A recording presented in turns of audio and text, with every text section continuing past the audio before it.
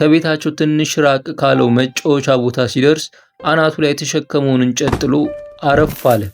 ወደ ቤቱ አቅጣጫ ተመለከተ። በሩ እንደተከፈተ ነው። አልተለመደም። ወይ አጎት የለም ወይም ወደ ደጃፉ አፈጠጠ። ጾታቸው የማይታወቅ ሁለት ሰዎች ተከታትለው ገቡ። ወይም አባት መጥቶ ይሆናል። ቤቱ ራቀው። አባባ ከመጣ እንዴት ቡራኪ አላወቁ? አልመጣም። ቤታቸው ፊት ለፊት እንጨቱን ዘርግፎ በር አንኳኳ። ሰውነቱ በትንሹ ተንቀጠቀጠ።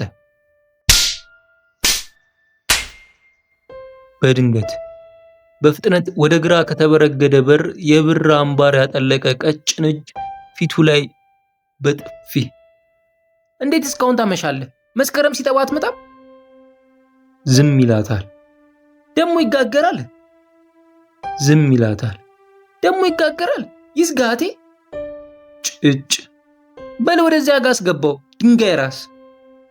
እማዬ አይደለም እኮ ሩቅ መሄድ ያስፈራል። ምን? አንተን የሚያክል ጎረምሳ፣ የ11 ዓመት ጎረምሳ ያስፈራል እኮ። እሽ አለችው ጣቷን አፏ ላይ አርጋ። እሽ